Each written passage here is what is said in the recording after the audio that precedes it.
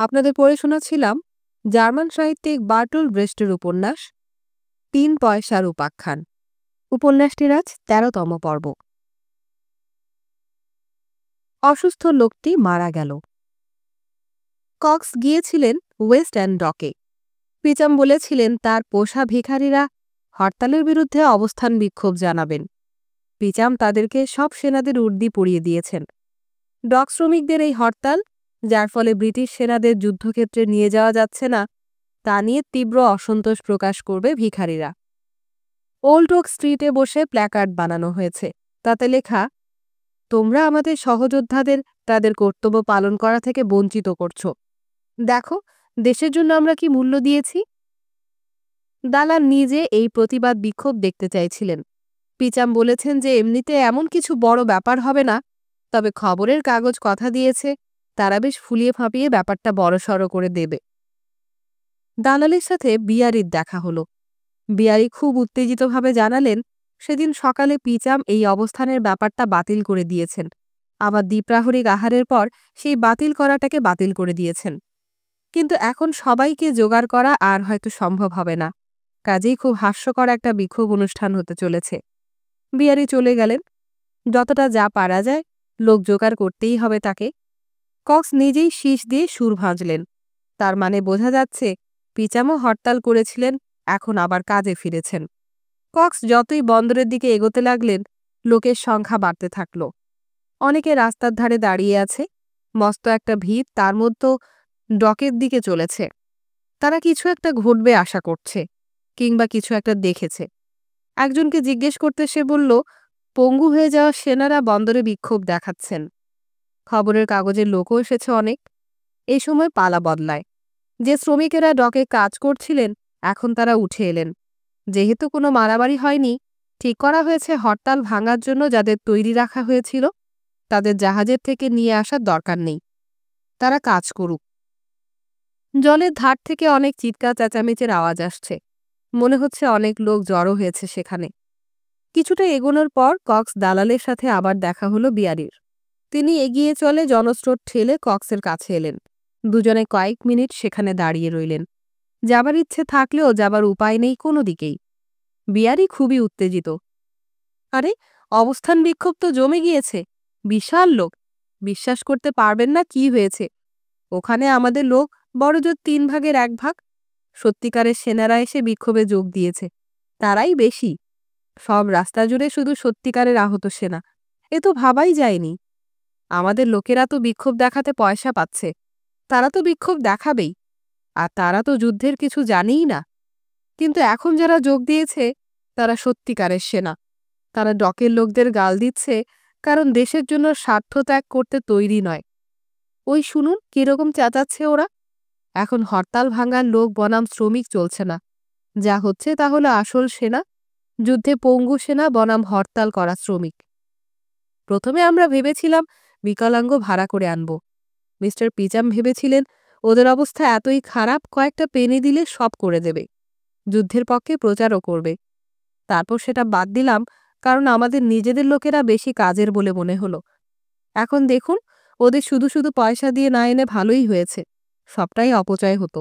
এরা তো বিনি পয়সাতেই সব করে দিচ্ছে। লোকে গারলের মতো কত কাজ যে করে ফেলে তা আগে থেকে বোঝা কারো পক্ষেই সম্ভব না।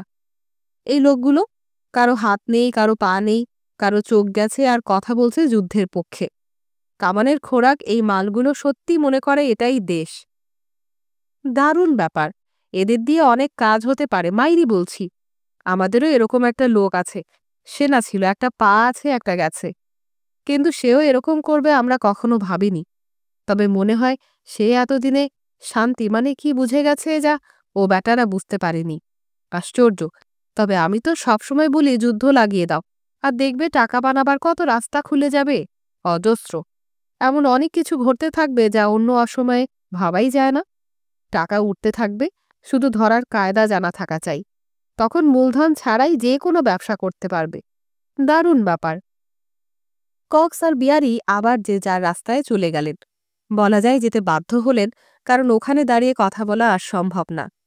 সারি সারি লোক চলেছেন, এক এক সারিতে রয়েছে ৮ বা ১০ জন। সরু রাস্তাটা জুড়ে চলেছেন তারা।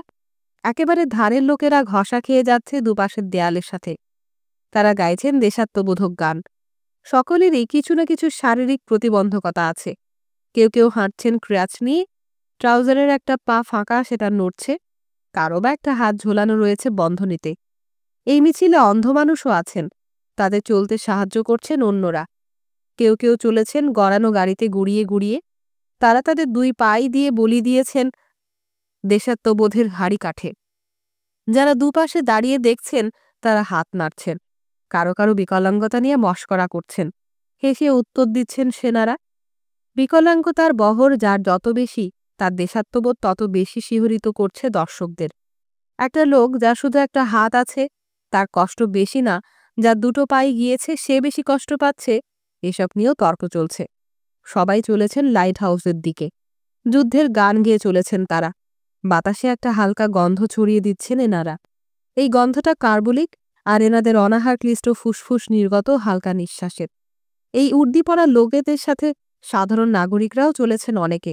সুবেশ তরুণরা চান না পেছনে পড়ে থাকতে। একটা ব্যাপারে এনারা সবাই একমত। এনারা সবাই চান জাহাজ মেরামত জলদি শেষ হোক, যাতে তা নিয়ে যেতে পারে অনেক সেনাকে। মানে যে সেনাদের দুটো চোখ, দুটো হাত পা সবই এখনো অক্ষত আছে। আর যারা আহত, যারা সংসারের কোনো কাজে লাগবার যোগ্য নেই, বাতিল তারা চান তাদের দল যেন আরো ভারী হয়। দুর্দশার একটা স্বাভাবিক প্রবণতাই হলো নিজেকে আরো ব্যাপ্ত করে তোলা। গুজব ছড়িয়ে পড়েছে যে বিক্ষোভকারীরা এখন চলেছেন টাউন হলের দিকে। সেখানে তারা সভা করে দাবি করবেন এই হরতাল ভাঙতে পুলিশ নামুক। কক্স বাড়িমুখ হলেন। সন্ধে নেমে গেছে, এখন হেমন্তকাল। সব জায়গায় জটলা করে সারাদিনে যা যা ঘটল তাই নিয়ে আলোচনা করছে মানুষ। এখানকার বেশিরভাগ লোক অবশ্য শ্রমিকদেরই সমর্থন করছে। কিছুটা খবর, কিছুটা অনুমানে তারা যে জায়গায় পৌঁছেছে তা সত্যিটার থেকে খুব একটা দূরে নয়। এরা সেই বিখ্যাত জাত লন্ডন ব্যবসায়ী নন, যাদের কথা লিখতে খবরের কাগজের লোকেরা এত পছন্দ করেন। আমাদের দালালবাবু জোরে পা চালাচ্ছিলেন। কোনো রকম বিদ্রোহ বিক্ষোভ দেখলেই তার অস্বস্তি হয়। তিনি অনিশ্চিত বোধ করেন। এটা তার চরিত্রের একটা দিক। একটা ছোট নোংরা পানশালায় ঢুকে তিনি হুইস্কির অর্ডার দিলেন। যে হুইস্কি অতি অখাদ্য, চুমুক দিয়েই দালাল ভাবলেন কি অসম্ভব খারাপ এখানকার লোকেদের রুচি। রাস্তায় পড়তেই ধাক্কা খেলেন একটি লোকের সাথে।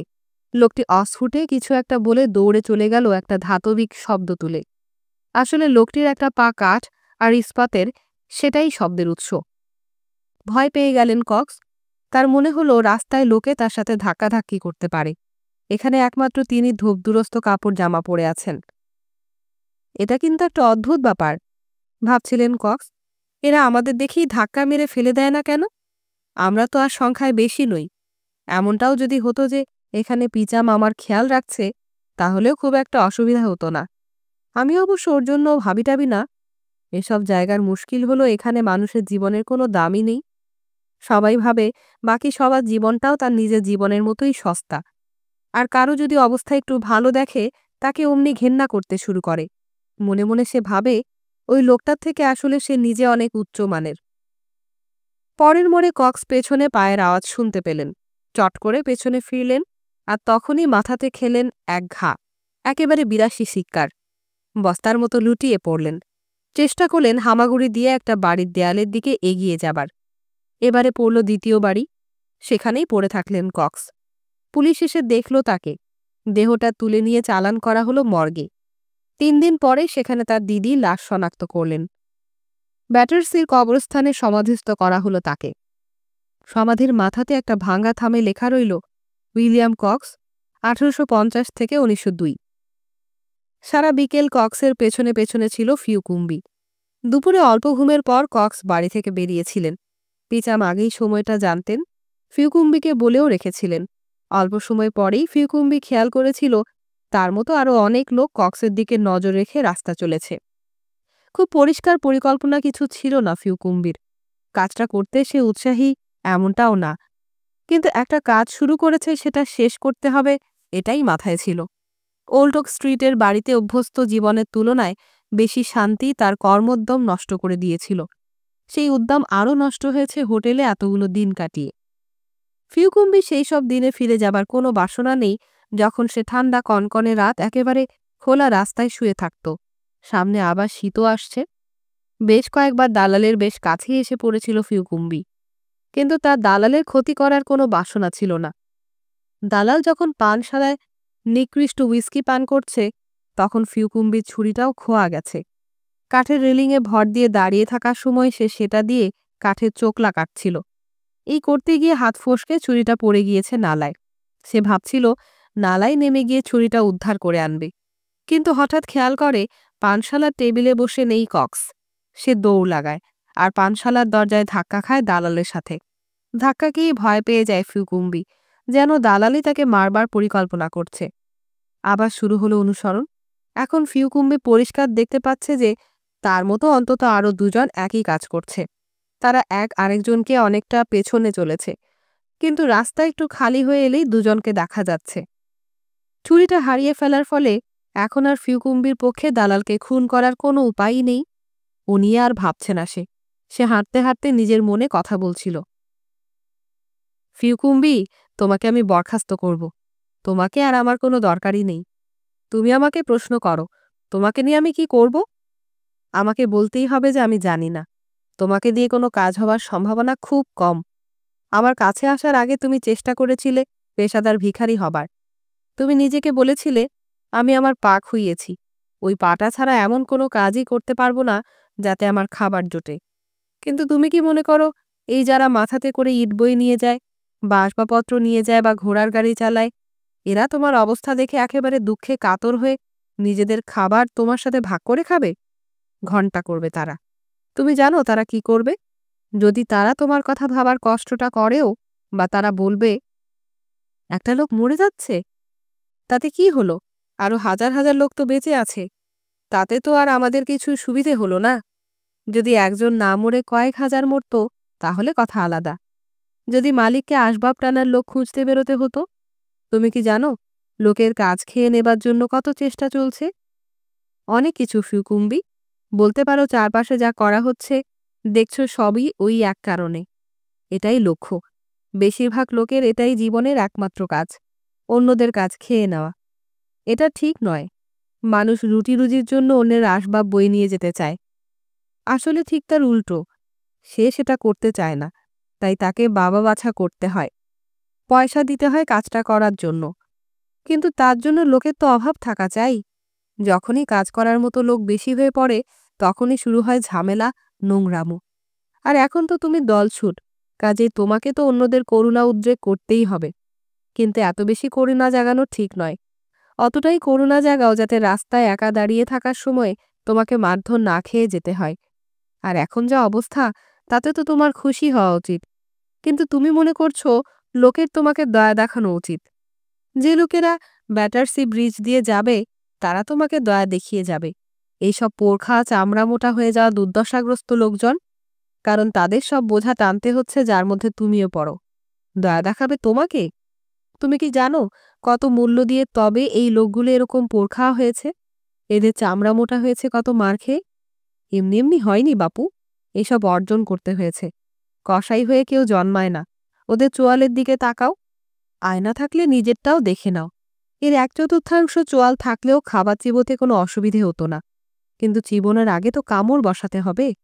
আর কজনের চোয়াল দেখে তোমার মনে হয় যে সে সেই মোক্ষম কামড়টা বসাতে পারবে যাতে একেবারে কেল্লাফতে হয়ে যায়, একেবারে এক কামড়ই শিকার সাবার?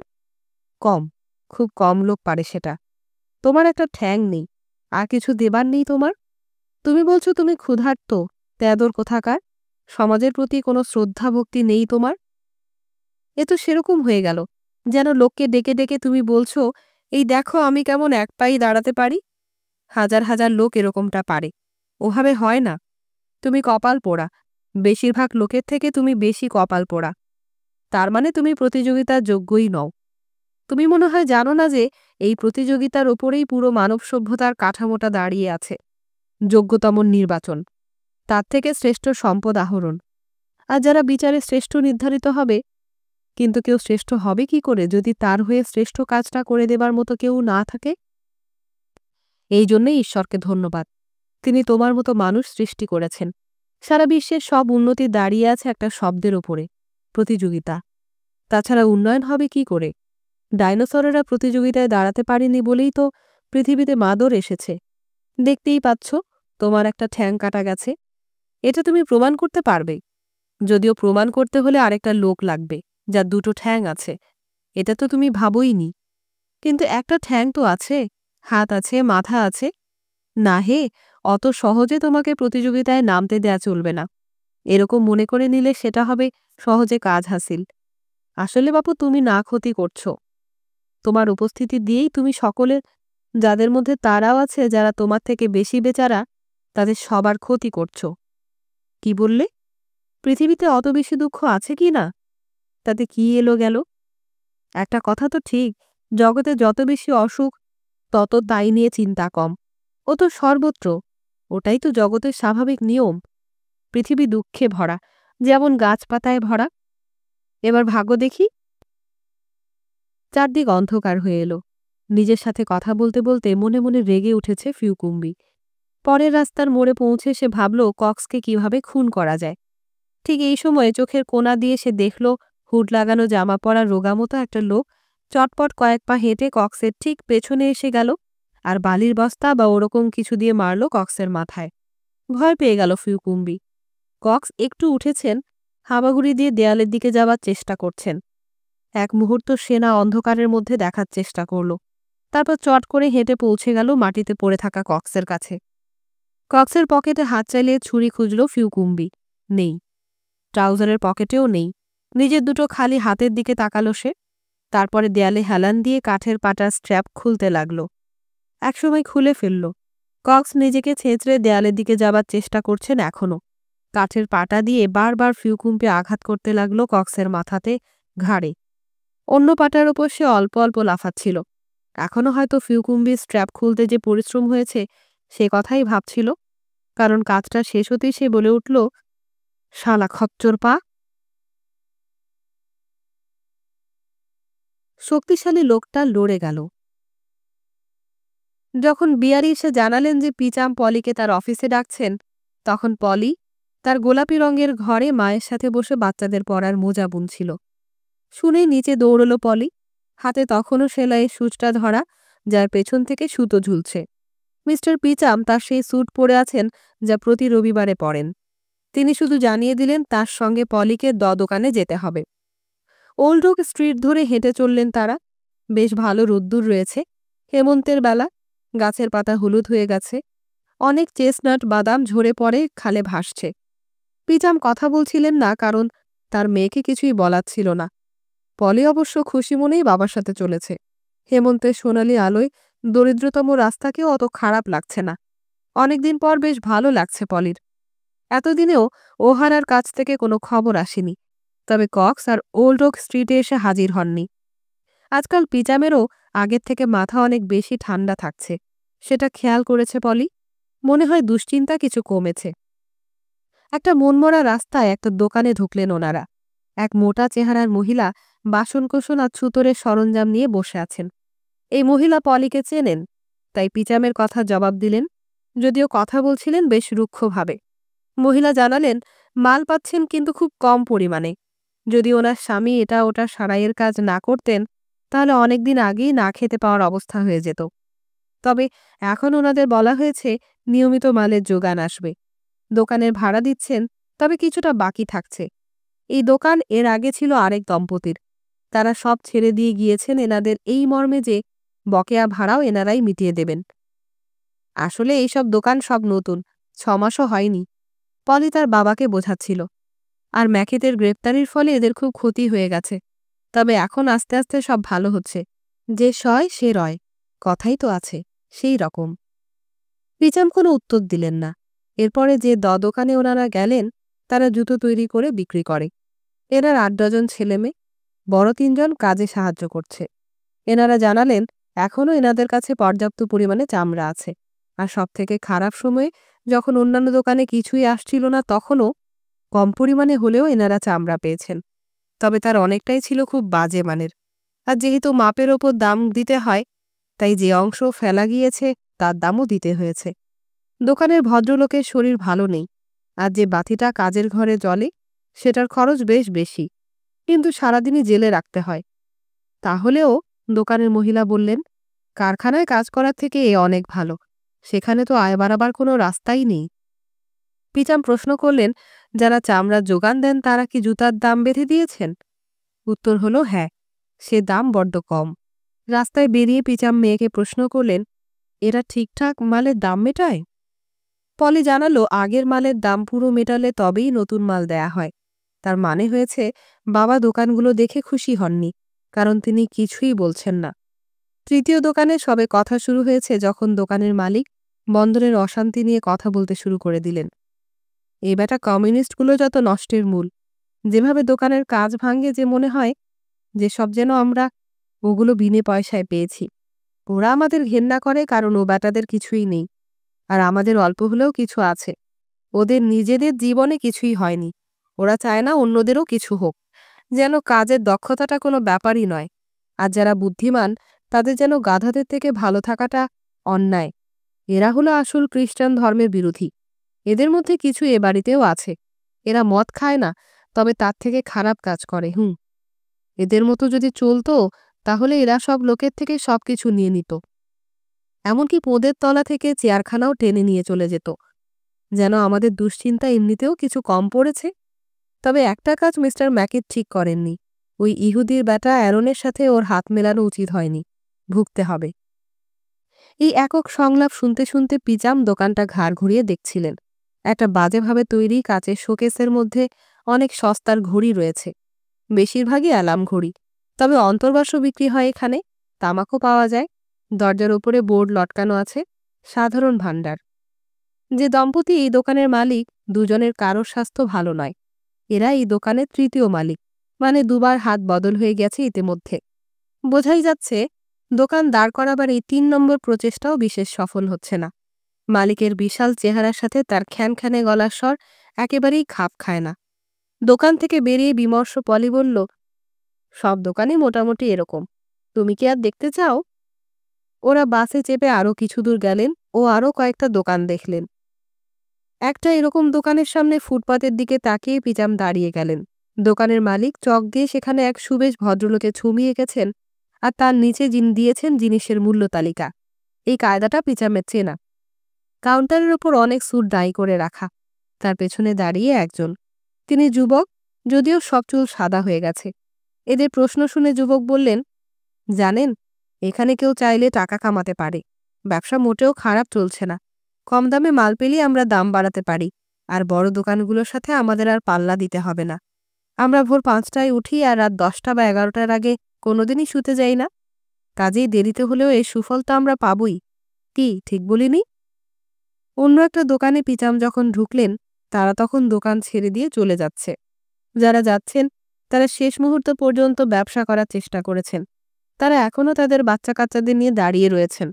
এখন নতুন যারা এসেছেন তারা একটা ঠেলাগাড়ি থেকে মালপত্র নামাচ্ছেন। বাচ্চারা কান্নাকাটি করছে আর বাবা মায়ের হাতে চড়থাপ্পড় খেয়ে যাচ্ছে। নতুন যারা এসেছেন তারা অনেক বেশি সম্পন্ন, তা বোঝাই যায়। তাদের বাচ্চা কাচ্চারাও অনেক বেশি ভদ্রসভ্য। নতুন আসা মহিলারা এখানে গ্যাসের দাম বা ঘর ঠিকঠাক শুকনো কিনা এসব নিয়ে অনেক প্রশ্ন করছেন। যারা চলে যাচ্ছেন তারা নিজেদের কথা বলতে শুরু করলেন। বোঝাই যাচ্ছিল যারা সদ্য এলেন তারা বেশ অপ্রস্তুত বোধ করছেন। তারা বুঝেছেন কিছু প্রশ্ন করে ভুল করে ফেলেছেন, এখন আর কিছু শুনতে চান না। কিন্তু এনারা বলবেনই আর বলেই চলেছেন, না না, ওরা যা বলছেন সেসব কথা আমরা ধরছি না। নতুন মালিক পলি আর তার বাবাকে বলছিলেন, ওনাদের এখন মেজাজ খারাপ। নিজের দুর্ভাগ্যের জন্য ওরা নিজেদের ছাড়া সবাইকে দোষী ঠাওরাবেনি।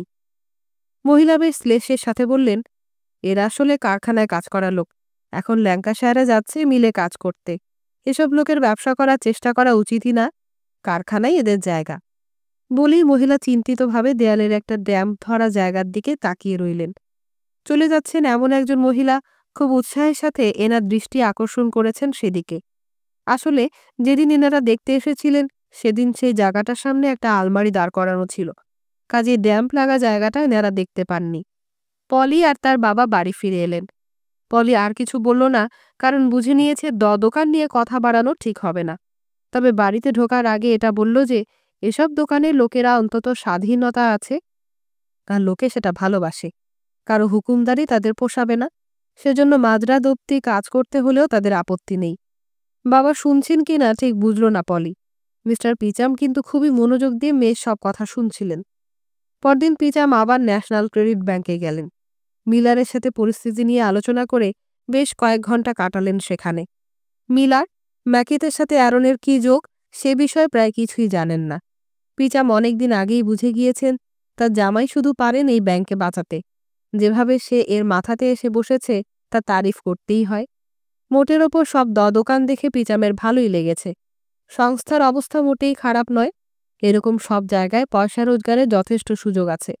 দোকানের হীন দশা দেখে পিচাম নিরাশ হবেন ভেবেছিল পলি। তার সেই ভয় ছিল অমূলক। পিচাম তো জানেন যে দারিদ্র আর সম্পদ থাকে একে অপরের বিপরীতে। কি সে জিনিস যে একজনের কাছে সম্পদ তো আরেকজনের কাছে দারিদ্র? আমাকে আর সমাজ সংস্কারক দেখিও না, প্রায়ই বলতেন পিচাম। একবার মনে আছে কাগজে খুব লেখালেখি হলো যে বস্তিতে মানুষ থাকতে পারে না। বস্তি অত্যন্ত অস্বাস্থ্যকর, মানুষের বাসের অযোগ্য। তাই সব বস্তি টস্তি ভেঙে ফেলা হলো আর সবাইকে নিয়ে যাওয়া হলো স্টকটন অন স্ট্রিজে এক কলোনিতে শক্তপোক্ত চমৎকার সব বাড়িতে। খুব সাবধানে সব পরিসংখ্যান রাখা শুরু হলো। 5 বছর পরে দেখা গেল যেখানে বস্তিতে মৃত্যুর হার ছিল 2%, সেখানে এই কলোনিতে মৃত্যুর হার বেড়ে হয়েছে 2.6%। সবাই তাজ্জব, কারণ খুব সোজা, এই নতুন বাড়িতে থাকার খরচ প্রতি সপ্তাহে 4 থেকে 8 শিলিং বেশি। সেই টাকা জোগাড় করতে গিয়ে টান পড়েছে খাবারে। বেশি লোকে পটল তুলেছে। আমাদের সমাজ সংস্কারক আর মানবদরদিরা এই দিকটা ভেবেই দেখেননি। তার জামাইয়ের প্রতিভা দেখে সত্যিই মুগ্ধ পিচাম। পিচাম দেখছিলেন তার সামনে বিছানো নানা ব্যাংকের কাগজ। সেখান থেকে মুখ তুলে মিলারের ভাঙাচোরা মুখের দিকে তাকিয়ে পিচাম ভাবছিলেন তার সঙ্গে তার জামাতার এই দ্বৈরথ, এটা শুধু 2 প্রজন্মের মধ্যে ঝগড়া নয়, অন্য কিছু। পিচাম ওর ক্ষমতাকে ছোট করে দেখেছেন, এমন ব্যবহার করেছেন যেন ম্যাকিদ একজন দাগী আসামি। আসলে ম্যাকিদ কিন্তু একজন পরিশ্রমী, দূরদৃষ্টি সম্পন্ন ব্যবসায়ী, যিনি কোনো রকম সন্দেহে ভোগেন না। সেদিন সন্ধ্যাবেলাতেই পিচাম উকিল ওয়েলির বাড়িতে গেলেন। যে ঘরে কথা হলো তা দুর্দান্ত রকম সাজানো ও কার্পেটে মোড়া। এক কোনায় বিশাল এক টেবিলের ওপরে অ্যানামেলের পাত্রে রয়েছে চওড়া পাতাওয়ালা এরকম গাছ। ওয়েলি প্রশ্ন করলেন, আপনি কি আমার সাথে ওই ডিভোর্সের ব্যাপারে কথা বলতে এসেছেন? সত্যি কথা বলতে কি, এই মামলার ব্যাপারে আমি ঠিক খুশি হতে পারছি না। এই ম্যাকিদের ব্যভিচারের ব্যাপারটা তো প্রমাণিত, ও স্বীকারও করে নেবে। কিন্তু আমার কাছে খবর আছে আপনার ব্যবসার পার্টনার কক্সকে ডাকা হবে আপনার মেয়ের বিরুদ্ধে ব্যভিচারের এক উল্টো অভিযোগ সমর্থন করতে। বাজে অভিযোগ তো বটেই, কিন্তু এর ফলে আপনার মেয়েরই যে বড্ড বদনাম হবে, অনেক খারাপ কথা বলবে লোকে। বিশ্বত পিচাম প্রশ্ন করলেন, সে কি? কক্সকে সাক্ষী হিসেবে ডাকার কথা কার মাথাতে এসেছে? মিস্টার ম্যাকিদ, আপনার জামাতা, এই দিন কতক আগে। আচ্ছা আচ্ছা, আস্তে আস্তে বললেন পিচাম। কিন্তু কক্স তো আজ 2 দিন হলো নিরুদ্দেশ। গত পরশুদিন তিনি বাড়ি ফেরেননি। ওর দিদির সাথে থাকেন কক্স। তিনি তো খুবই চিন্তিত। মুশকিল হলো ওর কাজের ধারা এমন যে একেবারে আজেবাজে লোকের সাথে ওর মেলামেশা চলে। কাজেই একেবারে খারাপ পরিণতির কথাটা মাথাতে আসছেই। আমার বলতে খারাপ লাগছে, তবে মনে হয় কক্সকে নিয়ে আর আপনাকে দুশ্চিন্তা করতে হবে না। ওহ, বললেন ওয়েলি। তারপর অনুসন্ধিৎসু চোখে দেখতে লাগলেন পিচামকে, যেন আরও কিছু কথা আছে যা তিনি এখনো বুঝে উঠতে পারেননি। পিচাম বলে চললেন, কক্সের সাথে আমি সব ব্যবসায়িক সম্পর্ক চুকিয়ে দিয়েছি। সাদামটনে ওর সাথে আমার একটা অভিজ্ঞতা হয়েছিল, আর তাতেই আমার চোখ খুলে যায়। আশা করি কি দেখেছিলাম সেই কুৎসিত অভিজ্ঞতা জনসমক্ষে বলার জন্য কোনোদিন আমার ডাক পড়বে না। সেদিনের পর থেকে আমি সরে এসেছি। এরপর কক্সের কথা ছেড়ে পিচাম চলে গেলেন নিজের মেয়ের কথায়। ভাবলেশীন মুখে তিনি জানালেন তার মেয়ে সন্তান সম্ভবা, আর অবশ্যই সন্তানের বাবা হলেন ম্যাকিদ, তার জামাতা। এই ঘটনার ফলে সব পাল্টে গেছে। এখন আর বিয়ে বিচ্ছেদের কোনো প্রশ্নই ওঠে না। উকিলবাবু মনে হলো খুবই স্বস্তি লাভ করলেন। পিচাম শুকনো গলায় কথা বলে চললেন। তিনি প্রশ্ন করলেন তার জামাইয়ের বিরুদ্ধে যে মামলা চলছে তার কি অবস্থা আর কি রায় হতে চলেছে। পিচাম উকিলবাবু একটা কাগজ কাটার ছুরি হাতে নিয়ে নাড়াচাড়া করছিলেন। মিস্টার পিচাম, তিনি বললেন, আপনার জামাই বেকসুর খালাস হয়ে বেরিয়ে আসবেন। আপনি আমার উপর ভরসা রাখুন, ওর কাছে অকাট্য অ্যালিবাই আছে। বেশ, উঠে দাঁড়াতে যাচ্ছিলেন পিচাম। না, বেশ নয়, বললেন ওয়েলি। যদি একটা খুনি পাওয়া না যায় তাহলে এই খালাস হবার ব্যাপারটাতে সময় লাগবে। অ্যালিবাই তো আগে যাচাই করা হবে। না মিস্টার পিচাম, আমাদের কিছু করতে হবে ওনার জন্য। চেয়ারে হেলান দিয়ে বসলেন ওয়েলি। মিস্টার পিচাম, কী ঘটনাবলীর ফলে মেরি সয়ারের মৃত্যু হয়েছে সেটা কোর্টকে বোঝানোর কাজটা আপনাকে করতে হবে। মিড কোর্টে বলেছে যে তিনি যে অবস্থায় ছিলেন তাতে মেরি সয়ারকে পৃথিবী থেকে সরিয়ে দিতে দ্বিতীয় কোনো ব্যক্তির দরকার ছিল না। খুবই খারাপ অবস্থায় ছিলেন ম্যারি। ক্রমশ ধীর থেকে ধীরতর হচ্ছিল ওয়েলির কথা। তিনি যেন কথা বলতে বলতে একটা সমাধানের সূত্র খুঁজছেন। পিচামের দিকে তাকাচ্ছিলেন না ওয়েলি। অনেক চেষ্টা করে ওয়েলি কথা বলে চললেন। দুঃখের কথা হলো, নতুন যা তথ্য প্রমাণ সামনে এসেছে তাতে উইদের বলা এই তথ্যটা খাটছে না। উঠে পড়লেন ওয়েলি। লম্বা লম্বা পা ফেলে ঘরের দামি কার্পেটের ওপরে হেঁটে চলে বেড়াতে লাগলেন। উকিল হিসেবে তার পশ্চাৎ যে বেশ ভালো ছিল, ওই দামি কার্পেট তার প্রমাণ। মৃত্যুর কিছুদিন আগে থেকে মেরি সয়ারকে একটি লোকের সাথে দেখা গিয়েছে, যার অবস্থা মেরি সয়ারের থেকে অনেক খারাপ। এক প্রাক্তন সেনা, নাম ফিউকুম্বি। মামলা চলার সময় সে ম্যাজিস্ট্রেট সাহেবের সামনে সাক্ষ্য দান করতে কাঠগড়ায় এসেছিল। সে স্বীকার করেছে যে মৃত্যুর দিন সন্ধ্যাবেলা সে মেরি সয়ারের সাথে ছিল আর তার সাথে বন্দর অবধি গিয়েও ছিল। উকিলবাবু থামলেন। তারপর পিচামের দিকে তাকিয়ে শান্তভাবে বললেন, ওই মেরি সয়ারকে শেষ জীবিত দেখেছে? যারা কোর্টে এই কথা শুনেছেন তারা কেউই বোঝেননি এর মানে কি হতে পারে। সাক্ষ্য যারা দিয়েছে তারা সবাই, মানে প্রায় সবাই, নিম্ন শ্রেণীর লোক। ম্যাকিতের ওপরে তাদের এত ঘেন্না যে ঘৃণায় তারা অন্ধ, কারণ ম্যাকিত তাদের থেকে অনেক ওপরের শ্রেণীর মানুষ। এটা হবেই। কাজেই সব থেকে সহজে যে কথাটা মনে হওয়া উচিত ছিল সে কথাটা তাদের মনে হয়ইনি। এমনকি দর্পণেও সবিস্তারে লেখা হয়েছে মেরি সয়ারের শেষ সময় পর্যন্ত তার সাথে ছিল ফিউকুম্বি। এমনটা তো হয়ে থাকতেই পারে মেরি শুধু ফিউকুম্বির সাথে ছিল না, সে ছিল ফিউকুম্বির কবজায়। কোনো প্রমাণ নেই, কিন্তু প্রমাণ তো থাকতেই হবে। এই পাড়া প্রতিবেশীদের সাক্ষ্য বা আরও কারো জবানবন্দি। লোকে এসে বলবে অসুখী এই মহিলার ওপর কীরকম দানবিক প্রভাব বিস্তার করে বসেছিল এই ফিউকুম্বি। লোকটা নোংরা, ব্যভিচারী, পৈশাচী। নিজের বন্ধুর স্ত্রীকে সে ভোগ করেছে বন্ধুর ছেলে মেয়েদের চোখের সামনে। যখন এই লোকটা জানতে পেরেছে কি পরম মমতার সাথে ম্যাকিত তার সব থেকে তুচ্ছ কর্মচারীরও খেয়াল রাখেন, তখন হয়তো এই লোকটা মহিলাকে বাধ্য করার চেষ্টা করেছে সেই মমতার অপব্যবহার করার। মহিলা ভালো মানুষ। তিনি হয়তো ম্যাকিতকে ব্ল্যাকমেইল করতে অস্বীকার করেছেন। তিনি এরকম ঘৃণ্য কাজ করতে লজ্জা বোধ করেছেন। আর কে জানে, হয়তো সেই রাতে জলের ধারে এ নিয়ে ওদের মধ্যে ঝগড়া হয়েছিল। ডকের এক শ্রমিক তো সাক্ষ্য দিয়েছে যে সে দেখেছে রাত 9:15টার সময় জলের দিক থেকে হেঁটে আসছে ফিউকুম্বি। কি মিস্টার পিচাম? উকিল গলা তুললেন। যে যুক্তির ফলে আমরা বিশ্বাস করতে পারি না যে ধনী মিস্টার ম্যাকিত এই খুন করে থাকতে পারেন, সেই একই যুক্তিতে আমাদের মনে হচ্ছে এ কাজ করেছে দরিদ্র বর্বর প্রাক্তন সেনা ফিউকুম্বি। লেখাপড়ার ব্যাপার আর কি। যুদ্ধে লড়াই করার অভিজ্ঞতা এক শিক্ষিত মানুষকে নায়ক বানিয়ে তোলে। সে নায়কের মতো সব কাজ করে, আর অশিক্ষিত মানুষের ক্ষেত্রে এই একই অভিজ্ঞতা তার পাশবিক প্রবণতাগুলোকেও শান দিতে থাকে। লাভের জন্য এরা লোভ করে। লাভ মানে যে কোনো রকম লাভ। শুধু খুনের আনন্দ থেকে এরা খুন করতে পারে। শিক্ষিত লোকের মতো এরা নয়। শিক্ষিত মানুষের মতো এদের প্রতিযোগিতায় আগ্রহ নেই। এরা চায় না কোনো উচ্চতায় উঠতে। যেটুকু স্কুলের বিদ্যে এদের পেটে ঢুকেছে তাতে কিছুই কাজের কাজ হয়নি। গরম একটু আগুনের টানে এরা স্কুলে যায়, আর বাড়তি লাভ হলো সে সময়টুকু বাড়ির লাথিঝাঁটা খেতে হয় না। বড্ড বোকা এরা। বেশি টাকা রোজগার করার মুরুদি নেই, আর যা আয় করে সঙ্গে সঙ্গে খরচ করে ফেলে। সরকারের থেকে যা ভাতা টাতা পায় এদের আঙুলের মধ্য দিয়ে জলের মতো গলে যায়। ব্যাস, তারপরেই ফক্কা। তুমি তো জানো পিচাম লন্ডন শহর ট্যাগখালির জমিদারদের খেলাধুলা করবার জায়গা নয়। তখন চেষ্টা করে ভিক্ষা করার, কিন্তু পায় না। কেন পাবে? এরা তো বিশ্বাসযোগ্যই নয়। এখন এই লোক এমন একটা জায়গায় পৌঁছে গিয়েছে যে টাকার সামান্য গন্ধ পেলে তার আর মাথা ঠিক থাকে না। যদি সামান্য কয়েকটা সিলিংও পায় তার জন্য সে খুন করতে তৈরি।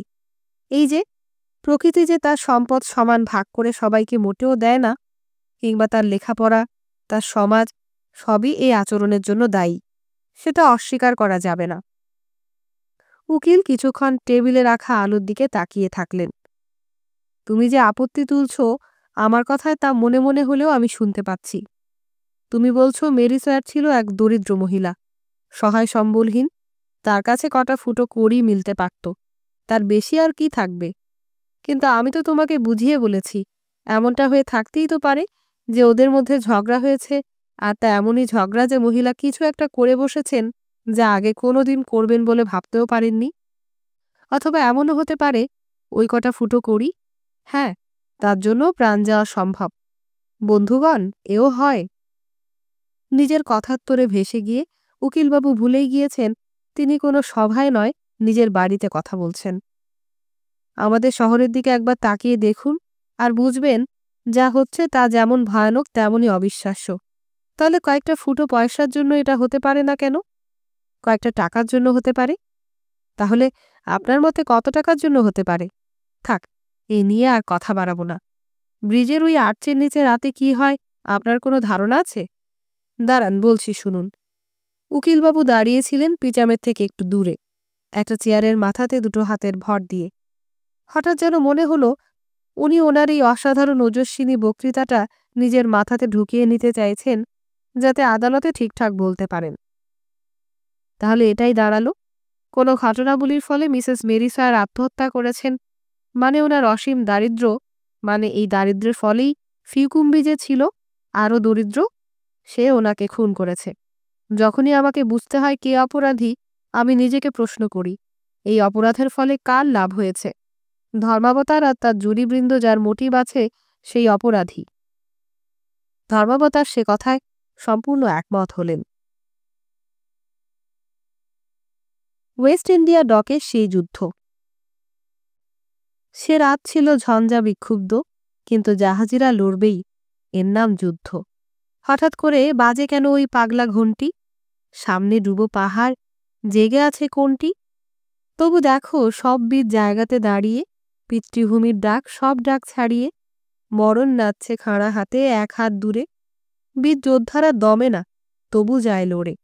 মহাপ্রলয়ের এই রাতে বীরেদের উৎসব, একা একা ঘণ্টি করে যায় কলরব। হায়, লড়ে আর কি হবে? জাহাজে ঢুকছে জল, ডুবে যাবে রণতরী সাগর অতল। আমরা চলেছি অমর হতে, ভগবান বাঁচাও। সাগরের নিচে দেব চিরঘুম, ভগবান বাঁচাও। নৌসেনাদের গান। খুন হবার দুদিন পর তার দিদি কক্সের দেহ আবিষ্কার করলেন পপলারের মর্গে। খবরের কাগজ কক্সের খুনের সাথে ডক শ্রমিকদের হরতালকে জুড়ে দিল। এমনিতেই এই হরতাল নিয়ে অনেক লেখালেখি হচ্ছিল। এ নিয়ে কোনো সন্দেহের অবকাশই থাকতে পারে না। কাগজে লেখা হলো, দেশের জন্য প্রাণ দিয়েছেন কক্স। পুলিশের তদন্তে এটাই উঠে এসেছে, ধর্মঘটিরা খুন করতেও পেছপা হয়নি। খবরে প্রকাশ, কক্স সরকারের সহায়তায় সেনাদের জন্য জাহাজের ব্যবস্থা করেছিলেন। দেশের জন্য যে নাগরিকেরা কাজ করছেন, যদি সরকার তাদের সুরক্ষা দিতে সক্ষম না হন, তাহলে অচিরেই এমন অবস্থা দাঁড়াবে যে দেশের জন্য কোনো ব্যবসায়ী এগিয়ে আসবেন না। এটা অত্যন্ত দুঃখজনক সমাপতন যে কক্স যখন প্রাণ হারালেন, সেই একই সময়ে যুদ্ধে আহত সেনারা বিক্ষোভ দেখাচ্ছিলেন। এই হরতালের ফলে মেফকিংয়ে আমাদের ২০ সেনারা ঘরে ফিরতে পারছেন না, আর নিশ্চিত মৃত্যুর দিকে এগিয়ে চলেছেন অতি দ্রুত। এই সর্বনাশা হরতালের বিরুদ্ধে কয়েকশত যুদ্ধে আহত বিকলাঙ্গ সেনারা বিক্ষোভ দেখাচ্ছিলেন গত মঙ্গলবার। সবাই জানেন, এই শ্রমিকেরা হরতাল করছে কয়েক পয়সা বাড়তি পাওয়ার জন্য। অতি সামান্য সে পয়সা, তাতে একজোড়া জুতাও হয় না।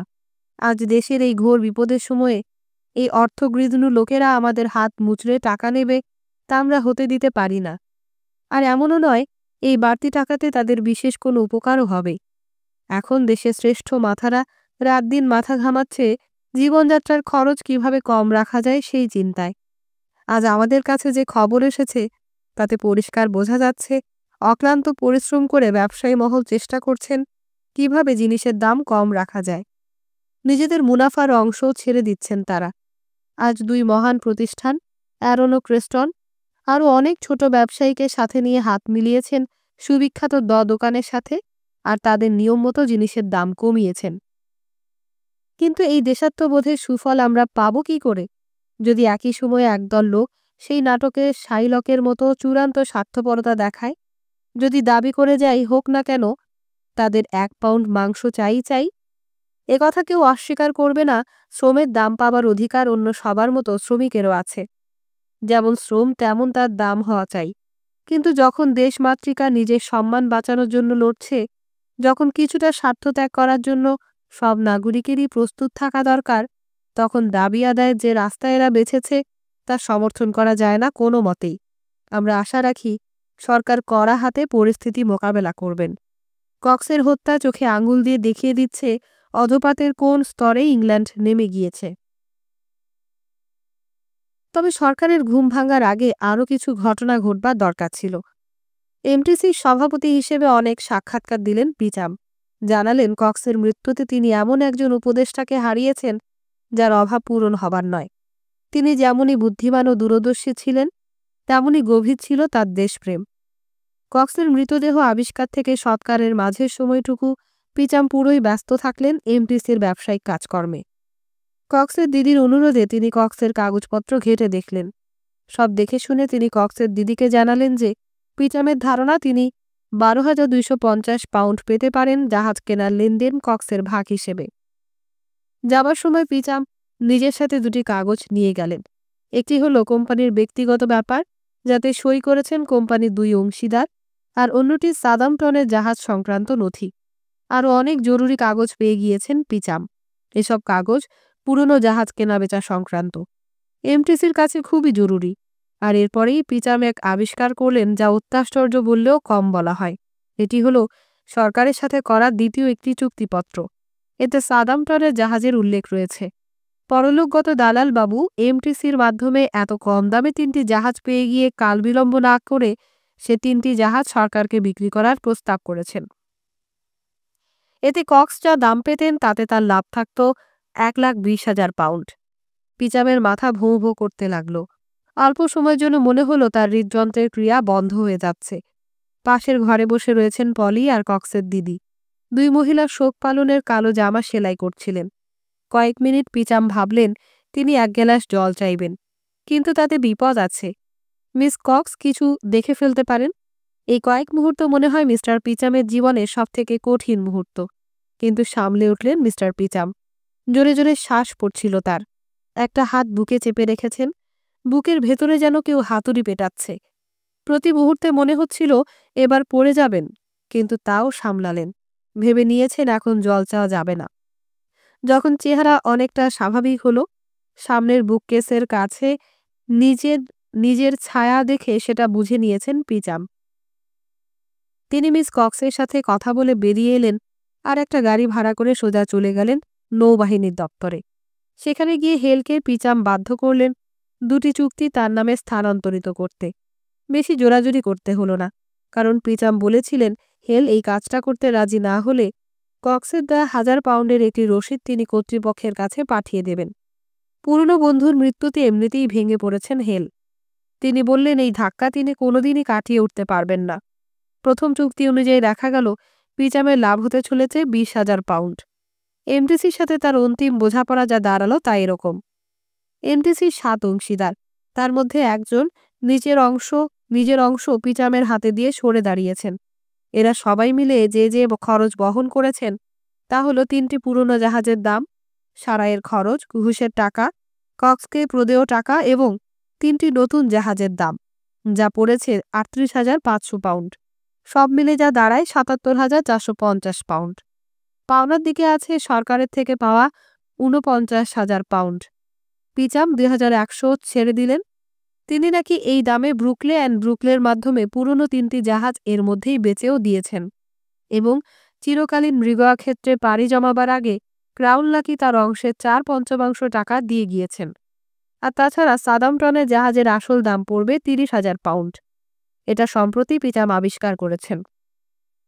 কক্সকে যখন সমাধিস্থ করা হচ্ছিল সেখানে উপস্থিত ছিলেন পিচাম। ফেরার সময় বস্তির মধ্যে দিয়ে হেঁটে আসছিলেন তিনি। কয়েকদিন অত্যন্ত বেশি রকম চাপ গিয়েছে। ভাবনা চিন্তার বিলাসিতার কোনো অবকাশ ছিল না। এখন অলসভাবে হাঁটতে হাঁটতে পিচাম ভাবছিলেন এই ব্যাপারটা কিন্তু সত্যি দারুণ। মাঝে মাঝে কিরকম ভীষণ পেঁচিয়ে যাওয়া ব্যবসায়িক পরিস্থিতির জট সহজ ও প্রাচীন পন্থায় কত সহজেই খুলে যায়। আমরা সভ্যতা সভ্যতা করে কত চেঁচাই, নিয়ান্ডারথাল লোককে শত্রুর মাথাতে ডাঙ্গস মেরে থেতো করে দিতে হতো। এখনও ব্যাপারটা একদমই তাই। সব ব্যবসাই তো শুরু হয় চুক্তি দিয়ে, তাতে আবার পরে সরকারি সিলমোহর। আর দেখো, আমাদের ব্যবসার কারণে খুন হতে হয়। এই খুন ব্যাপারটা আমি ঘেন্না করি। এ যেন প্রাচীন বর্বর মানুষের ধ্বংসাবশেষ। কিন্তু কি করা যাবে?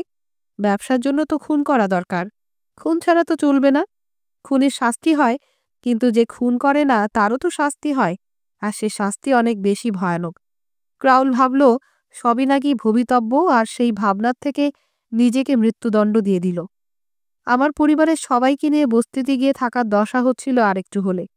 সেটা হলে কি জেলে যাওয়া থেকে ভালো কিছু হতো? বস্তিতে গিয়ে থাকা মানে তো যাবজ্জীবন কারাদণ্ড। কত সব কথা বলা হয়, শিক্ষা নাকি মানুষের বিবেককে জাগ্রত করে, ইত্যাদি ইত্যাদি।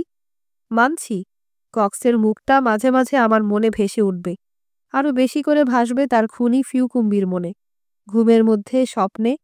কিন্তু তা হলেও এই বিবেক, মানবিকতা, এসব দিয়ে কি খুন ব্যাপারটা বন্ধ করা যাবে? কি করে যাবে? খুনের ফলে লাভ আর খুন না করতে পারলে ক্ষতি, এই দুটোই যে বড্ড বেশি। আসলে এই কক্সের মৃত্যু বা খুন খুবই স্বাভাবিক। সে থাকলে সবই গোলমাল হয়ে যেত, আর সে নেই এখন সবকিছু, যা প্রায় সবকিছু ঠিকঠাক চলবে। মানছি, একেবারে দায়ে না পড়লে খুনের রাস্তা নেওয়া উচিত না, কিন্তু খুন খুব দরকারি। আর এটা তো ভুলে গেলে চলবে না, আমরা একসাথে ব্যবসা করছিলাম। পরের দিন সকালে পিচাম আবার বন্দরে গেলেন। সেখানে পরিস্থিতি ভালো নয়। বড়জোর 1 ডজন লোক এখনও কাজ করছে। যে শ্রমিকেরা বন্দরের গেটের কাছে দাঁড়িয়ে সবাইকে কাজে আসতে বারণ করছে, তাদের আচরণ দেখে মনে মনে ঘাবড়ে গেলেন পিচাম। সব জায়গায় শুধু পেশি শক্তির প্রদর্শন। অত্যন্ত তিক্ততার সাথে নিজের কয়েকজন কর্মচারীকে বললেন পিচাম, আরে বাবা, আমি যে মজুরি দেব তাতে তোরা কাজ করতে চাস না, করিস না। অন্যদের বাধা দেওয়ার মানেটা কি? ওদের টাকা দরকার, না হলে বউ বাচ্চা না খেয়ে থাকবে, তাদের কি হবে? তাহলে এই বদমাশগুলো গায়ের জোরে ওই বেচারাদের আটকাবে কেন? সবারই নিজের ইচ্ছে মতো চলার অধিকার আছে। পিচাম এখন বেশ বেপরোয়া হয়ে পড়েছেন, কিন্তু তার জন্য এক বিস্ময় অপেক্ষা করছিল, আর তা এলো তার কন্যা ও জামাতার কাছ থেকে। কক্সের মৃত্যুর খবর তার পরিবারে এক অন্যরকম আবহাওয়া তৈরি করেছে। পলি খুবই বিচলিত হয়ে পড়েছিল এই খবরে। কক্সের দিদির পাশে থেকে তাকে কক্সের শেষ যাত্রার ব্যাপারে সাহায্য করার সুযোগ পেয়ে সেখানে শান্তি পেয়েছে। খবরের কাগজে বন্দরে হরতালের নাটকীয় খবর পড়ে সে এখন বুঝেছে তার বাবা কতটা ঝামেলায় রয়েছেন। মাকে দিয়ে সে বাবার কাছে একটা খবর পাঠিয়েছে, যাদেরকে হরতাল ভাঙার কাজে লাগাচ্ছেন পিচাম, তাদের সুরক্ষার জন্য যদি পিচামের লোকজন লাগে, তাহলে সেরকম লোকের ব্যবস্থা খুশি হয়েই করে দিতে পারেন ম্যাকিথ। জানো, তোমার মেয়ে তোমাকে সাহায্য করতে চায়, স্বামীকে বললেন মিসেস পিচাম। মনে হয় এ কদিনে ওকে কষ্টে থাকতে হয়েছে বলে ও অন্যদের কষ্ট বুঝতে শিখে গেছে। গড়গড় করে উঠলেন পিচাম। ওই লোকটা দুনিয়ার সব থেকে বড় ধাপ্পাবাজ। তবে তারপরে মিসেস পিচামকে বললেন পলি যেন এই ব্যাপারটা নিয়ে বিয়ারির সাথে কথা বলে। মিসেস পিচাম সে আজ্ঞা পালন করলেন। কেউ যখন টাকা পয়সা সংক্রান্ত বিপদে পড়েছে, তখন মনে রাগ পুষে রেখে ভাবলে চলবে না। ম্যাকিথ পলিকে বলছিলেন, তোমার বাবা আর আমি একেবারেই ভিন্ন মেরুর মানুষ, কিন্তু আমরা একসাথে হয়ে কাজ করি, এটাই এখন সময়ের দাবি, কাজেই মানতে হবে। ওহারা তার ডজন খানেক লোক ডকে পাঠিয়ে দিলেন। তারা হরতাল ভাঙার কাজে লেগে গেল তৎক্ষণাৎ। তারা হরতালরত শ্রমিকদের সাথে এমন সব ব্যাপার শুরু করলো যে পুলিশও ভয় পেয়ে গেল সেসব দেখে। তারা তখন আইনের শাসন কায়েম করতে ব্যস্ত। যারা পারছে হাড় ভেঙে দিচ্ছে, আর কোনো শুকনো ক্ষুধার্ত মুখ দেখতে পেলে হয়েই গেল, তারা রক্ষা নেই। ইঞ্জিনিয়ার বিয়ারি পিচামকে বললেন যে ওহারার লোকেরা এমনিতে মানুষ ভালো, কঠিন কাজে পাঠানো হয়েছে, তাই বাধ্য হয়ে ওরা এইসব করছে। হরতাল ভাঙার লোকেরা এখন একেবারে টকবক করে ফুটছে। ওহারার লোকেরা সহজেই বন্দরের গুন্ডাদের দলে টেনে নিল। তারা সবাই মিলে বন্দরের কাছে একটি দোকান লুট করল। একটা দোকান লুট দিয়ে শুরু হয়েছিল, কিন্তু অচিরেই যা ঘটল তা একেবারে পুরোদস্তুর যুদ্ধ। সিপিপির ইতিহাসে তা লেখা থাকলো ওয়েস্ট ইন্ডিয়া ডকের যুদ্ধ বলে, কিন্তু হরতালকারীদের হরতালও এর সাথে শেষ হয়ে গেল। বুলি আর তার দলবল হরতাল ভাঙতে এসে ধাক্কা খেল একটা দেয়ালে। মানুষের দেয়াল। তারা হরতালরত শ্রমিক। তারা নীরব, কিন্তু দেয়ালের মতোই অনড়। এখানে সুবিধে করতে না পেরে বুলির দল আশপাশের সব দোকানের জানলা ভাঙচুর করল। তারা জানলা ভেঙে ঢুকল। কোনো শ্রমিক তাদের সাথে এলো না। এই লুটতরাজে কোনো আগ্রহ নেই শ্রমিকদের। এই ভাঙা দোকান থেকে খাবার দাবার উঠিয়ে নিয়ে তাই দিয়েই এরা আক্রমণ করল অভুক্ত হরতালরত শ্রমিকদের। এরকম এক শ্রমিকের মাথাতে পড়ল ভেড়ার পায়ের বাড়ি। কয়েকজনের চোখে মুখে পড়ল ভিনেগারে ভেজানো কাঁচা মাংস। যেহেতু তারা চোখে দেখতে পাচ্ছিল না, সহজেই পুলিশের হাতে ধরা পড়ে গেল। রুটির তাল হয়ে গিয়েছে অস্ত্র, এলোপাথারি ছোড়া হচ্ছে। কয়েকটা রোগা ছেলে যারা রাস্তাতেই থাকে তারা তো রীতিমতো আহত হলো এই রুটির তোপে। এক বৃদ্ধা চলেছিলেন একটা খালি টুকরি নিয়ে। 5 পাউন্ডের রুটির ধাক্কায় পড়ে গিয়ে তার একটা হাত ভেঙে গেল, আর সেই ভাঙা হাতই তার বিরুদ্ধে প্রমাণ হিসেবে দাখিল করা হলো আদালতে। খবরের কাগজের লোকেরা এই লুটপাটের ঘটনা নিয়ে একেবারে ক্ষেপে উঠে কলম চালাতে থাকল। সাধারণ মানুষ খাদ্যদ্রব্য নিয়ে এহেন আচরণ করেছেন, এ তো ভাবাই যায় না। এই হলো অরাজক সময়ের সন্ত্রাস, তারা লিখলেন। বল্গাহীন নির্মমতার নির্লজ্জ উল্লাস। আমাদের সমাজতন্ত্রী বন্ধুরা যদি চান যে বর্তমান সমাজ ব্যবস্থা নিয়ে তাদের চূড়ান্ত অনাস্থাপূর্ণ সব বক্তব্যকেও বিশ্বাস করবে, তাদের এ ধরনের ঘটনা ঘটতে দেওয়া একেবারেই উচিত নয়। সরকার নড়ে চড়ে বসলেন এবার। ধর্মঘটীদের বিরুদ্ধে কড়া সব ব্যবস্থা নেওয়া শুরু হয়ে গেল। 2 দিন পরে মিলিটারি নামানো হলো। অল্পবয়সী সব সেনা, যাদের দক্ষিণ আফ্রিকায় পাড়ি জমাবার কথা ছিল, ডগ ঘিরে ফেলে তার যারা হরতাল ভাঙতে চায় তাদের পাহারা দিতে লাগল। এরপর কয়েকদিনে গুলি চলার 2-একটা বিচ্ছিন্ন ঘটনা ছাড়া আর কিছু হয়নি। এখন সবাই নিশ্চিত হয়ে গিয়েছে যে জাহাজ মেরামতির কাজ ঠিকঠাক শেষ হবে। এসপার ওসপার লড়াই যা হলো তা অত্যন্ত তিক্ত ও খুবই স্বল্পমেয়াদী। মিলিটারির পক্ষে যারা এসেছে এরা সবাই নতুন চাকরি পেয়েছে, আর এর আগে লড়বার কোনো অভিজ্ঞতা এদের নেই। এরা শ্রমিকদের থেকে ভালো খেতে পায় ঠিকই, কিন্তু যদি এদের সেনা উর্দি ছাড়িয়ে সাধারণ শ্রমিকের পোশাক পরিয়ে দেয়া যেত, তাহলে 2 যুযুধান দলের মধ্যে কে যে কোন দিকে আছে বোঝা হয়ে পড়ত দুষ্কর। আসলে একই রকম সব ঘর থেকে 2 দলই তো এসেছে। যদি এই সেনাদের হাতে রাইফেল আর গায়ে উর্দি না থাকতো, তাহলে তারা নিজেদের মধ্যেই মারামারি জুড়ে দিত। কিন্তু 2 দলই একই ভাষা বলে আর বলে একইভাবে। 2 দলই একইভাবে একে অপরকে গালিগালাজ করে। যদি রাইফেল নিয়ে আস্ফালনরত সেনার থেকে রাইফেল কেড়ে নেয় কোনো শ্রমিক, একই রকমভাবে আস্ফালন করতে পারে সেই শ্রমিকও। সে জানে কিভাবে মাথার উপর ঘুরিয়ে মস্ত হাতুড়ি নামিয়ে আনতে হয় লক্ষ্যবস্তুর উপরে। শ্রমিকেরা এরকম যুদ্ধে অভ্যস্ত নয় বটে, কিন্তু মায়ের দুধের সাথেই তারা এই শিক্ষা পেয়ে গিয়েছে যে লড়াই না করলে ছেঁড়া রুটির টুকরোও জুটবে না তাদের। আর একইভাবে সেনারাও শিখে এসেছে এই মোদ্দা কথাটা যে কাজটা তাদের করতে বলা হয়েছে সেটা না করলে ভাত জুটবে না তাদের। কাজেই যেভাবে এই 2 দলের লোকই দরিদ্র, অসুস্থতা বা খিদে জ্বালার বিরুদ্ধে লড়ে, সেই একই লড়াকু মনোভাব নিয়ে তারা লড়ে গেল একে অপরের বিরুদ্ধে। এক দলকে দেশ দিয়েছে কিছু দেবার প্রতিশ্রুতি, আরেক দলকে দিয়েছে যেটুকু আছে তাও কেড়ে নেবার হুমকি। এই লড়াইয়ের পুঙ্খানুপুঙ্খ বর্ণনা ছাপা হতে থাকলো সব কাগজে। সব কাগজের বর্ণনাই খুবই একরকম। হেডলাইনে লেখা হলো, নিজের বন্ধুদের মেফকিংয়ে সাহায্য করার জন্য বেয়োনেটের ডগাতে জাহাজ ছিনিয়ে আনল তরুণ সেনারা। এরপর জাহাজ মেরামতির কাজ শেষ হতে আর বেশি সময় লাগল না। এখন প্রধান বাধা হলো নিয়মকানুন মেনে সব কাগজপত্রের কাজ শেষ করা। দেশ যাতে ঠকে না যায় তাই অনেক নিয়মকানুন বানিয়ে রেখেছে সরকার।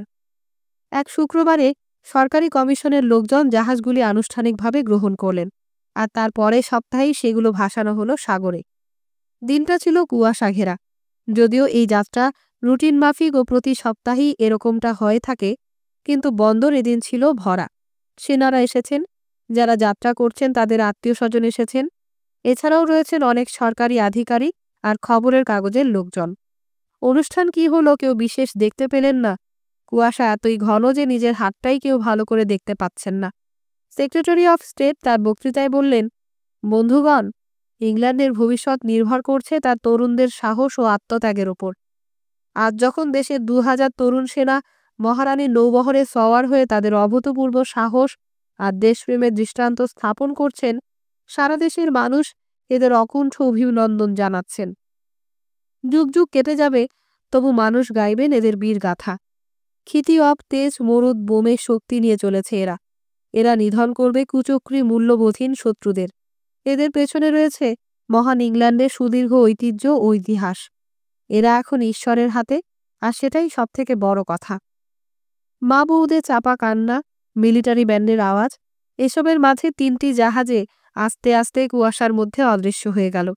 ঠিক ১১ ঘন্টা পরে, তখনও ইংলিশ চ্যানেল পেরিয়ে যায়নি, সমস্ত যাত্রী সমেত সলিল সমাধি ঘটল অপটিমিস্টের। কুয়াশা তখনও কাটেনি।